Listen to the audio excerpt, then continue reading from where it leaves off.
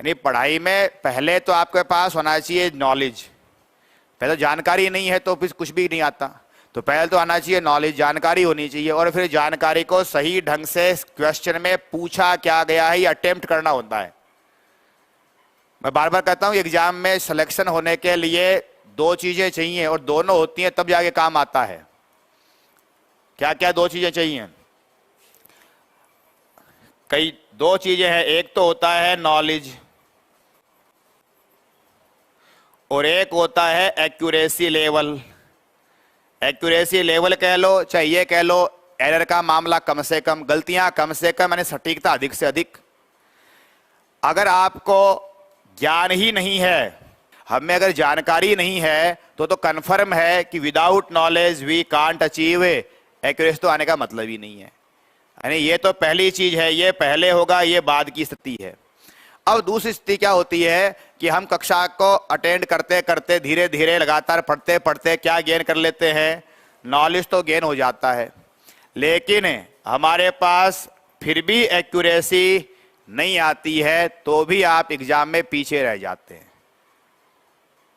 जैसे आपने कई बार स्टेटमेंट जारी किए होंगे एग्जाम देने के साथ में, आते आते गलत करके आ गए, आते आते गलत करके आ गए। इसका मतलब क्या होता है कि आते आते मानी ज्ञान तो था पर गलत करके आ गए, गलत करके आ गए, नेगेटिव नंबर चले गए।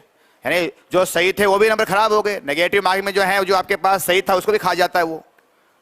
और 100% किसी को एग्जाम में सही होते नहीं है। कोई आदमी चाहे बैंक एग्जाम देने बैठ जाओ, उस स्थिति पे 2-5 सवाल ऐसे होते हैं जो कि पहली दफा ही सामने आते हैं। हर विषय में ऐसी स्थितियां हो सकती हैं।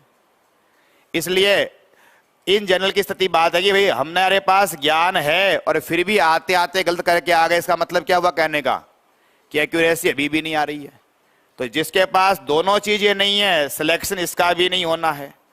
केवल ज्ञान है, एक्यूरेसी नहीं है, सिलेक्शन इसका भी नहीं होना है। सिलेक्शन किसका होना है? नॉलेज भी है और क्या है, एक्यूरेसी भी है। अब नॉलेज तो कैसे आता है? नॉलेज तो लगाता है, इसको कहते हैं मेहनत करना। मेहनत करने का मतलब ओनली क्या है कि you have to devote the time. जब ये क्लास पढ़ रहे हैं, घर पे जाके उस मैटर को देखना है, रिवीजन करना रहता है वक्त के साथ में, वो तो नॉलेज गेन करने वाली चीज है। समझ आना और फिर वो दिमाग में रुकना भी चाहिए। क्लास में क्या है, समझ में चीजें आ जाती हैं लेकिन रुकती नहीं है। तो समझ आए साथ में वो क्या होना चाहिए, रिटेन भी रहना चाहिए। रिटेन के लिए रिवीजन करना पड़ता है।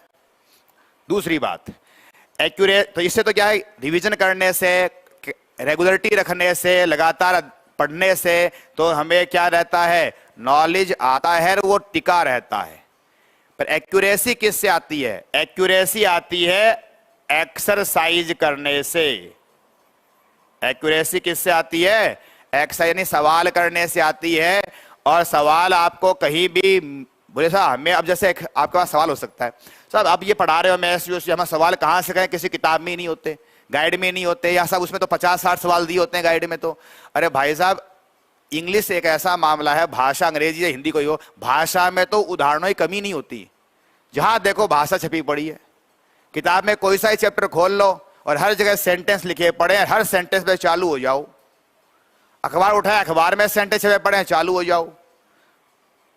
इंग्लिश तो ऐसी चीज है जो कि आपको जगह जगह बिखरी पड़ी है, उसको चुग लो और चालू हो जाओ, एसवीओ से निकालना चालू कर दो।